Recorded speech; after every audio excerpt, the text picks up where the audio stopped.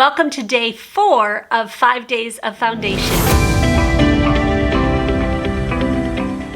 Hi guys, welcome. My name is Bobby. Today we're going to be covering Covergirls and Olay Simply Ageless. Before I get into this, some preliminary things. First off, I am 55. I have normal skin in the summer and I have dry skin in the winter. I have rosacea, I have hyperpigmentation, and of course I have wrinkles. So another thing about this series is my job is to educate you whether this is a good foundation for you. I am not trying to get you to buy this foundation. So keep that in mind as I go throughout. Let's get into the application. They say it will amplify your natural radiance with a hydrating foundation packed with skincare benefits, formulated with hyaluronic acid and vitamin C. This anti-aging foundation nourishes skin while reducing the appearance of fine lines and wrinkles. Easily find your shade and use a minimal amount for a sheer finish, or build it up to a full coverage look. So that's quite a claim that you can get sheer all the way up to a full coverage. Definitely like the right side better. The left side is showing a lot of coming through. And it has a lot to deal with there today, so my rosacea is not doing too well. I'm gonna, I have a tiny bit left. I'm gonna do a little, like just a half of a pump, and I'm going to put that on directly in just those areas.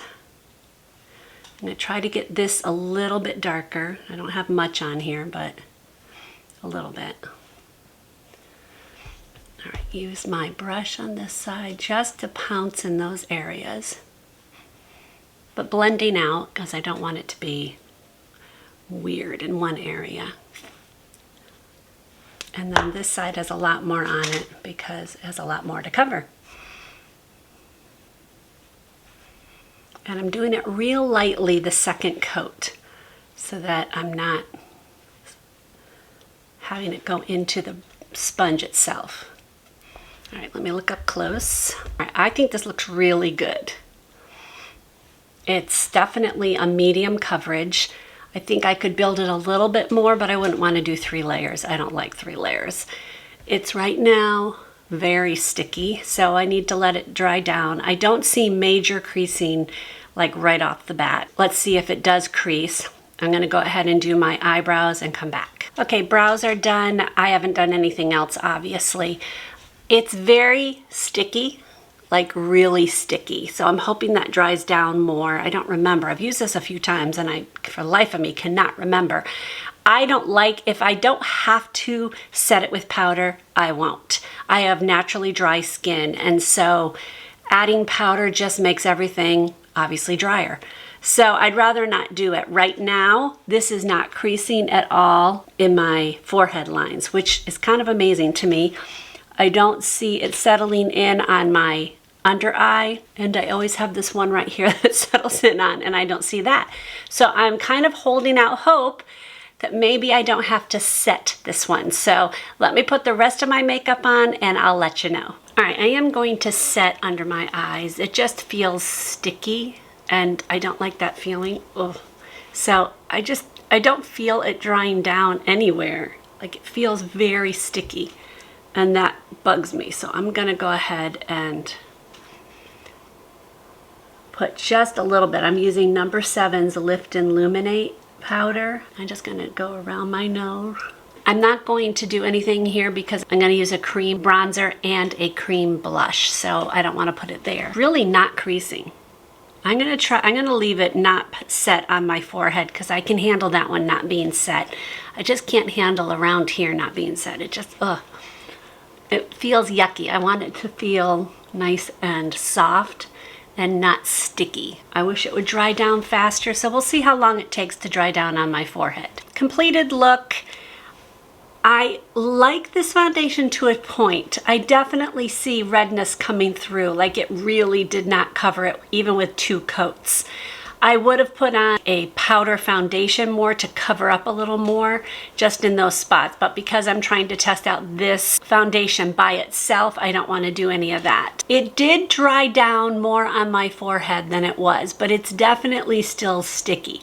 It is not creasing, which is amazing to me. I'm hoping that by the end of the day, I don't have creasing, because that's what happens a lot of the times, especially when I don't set it.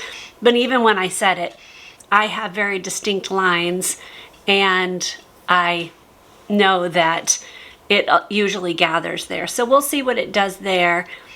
Under eye is doing well. I use the Catrice True Skin Hydrating concealer underneath my eyes and around my nose and things like that, and that's doing really well. In about 5 to 6 hours, I'll do some check-ins. Okay, I have been wearing this for about 5 hours now, and I have to say, this looks really good. I am very surprised. I have no makeup that is gathered along my headlines here.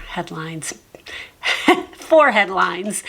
And I don't see any, oh, I didn't even look at my eyes. Let me check out my eyes. Yep, my eyes look really good, and there's nothing along here, and so I don't even think it's breaking apart. No, it's not breaking apart on my cheeks at all. I mean, I'm still not real happy with the coverage, although it's still not bad. This has kind of toned down now that I've had my makeup on for a while and my face just isn't getting touched a lot. So that's a good thing. So it looks better there, but I can definitely see my skin coming through, which I'm not mad about. Like, I don't care if my skin shows through a bit. I just don't like it if I really want to have coverage. Would I use this? No.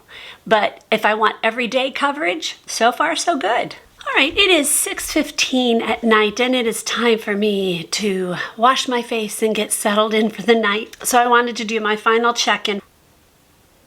I am kind of amazed by this thing. I have not seen any creasing on my forehead, like none. And you guys know I didn't set it. So I'm really amazed by it. It did take quite a while for it to not be sticky, like hours, but not like major sticky, not enough for it to be a deal breaker. I do not see it breaking apart on my face, and that happens with a lot of foundations, even high-end ones. Would I purchase this again? Yes, I would absolutely purchase this again. I just think this is a very good foundation, and it's hydrating. My skin feels hydrated throughout the entire day, and I will actually be as bold to say as you guys, if you've been around with me any length of time, know that this is my all-time favorite foundation that is so impossible to find anymore. This is Physicians Formula, the Healthy Foundation. I've loved it for years, and they discontinued it. So I've always been looking for a dupe for this. I don't think this is a complete dupe. First off, I do not like the smell. I mean, it really does have, oh, I think I just got that on my nose. It really does have a strong smell. Okay, now I have to check to see, do I have this on my nose? No, I do not. And so I really wish that they would take it out. Now, I tried this before. I think there was ones that doesn't have, see how this has, I don't know if you all can see that.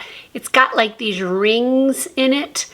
And there was another one that didn't have that. And I think I tried that one, and that one I didn't like at all. But this one I really do like.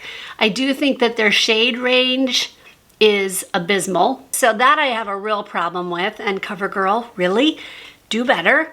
So besides that one, will say that this is absolutely a good foundation for CoverGirl. Of CoverGirl's foundations so far, this is my favorite. Okay, so we have a winner in this one. I am actually wearing this foundation today. My skin is peeling and just really dealing with some dryness. So I only put this in very strategic areas, and that was it. But this is a very hydrating formulation, and I really do like this. I have chosen to wear this when I have a whole bunch of other ones to try. So I do think this one is a winner. All right, if you want to see how I felt about the other ones in the CoverGirl line, I'm going to link the playlist right here so you can see which ones may be right for you. I will see you maybe in one of those or another one. God bless.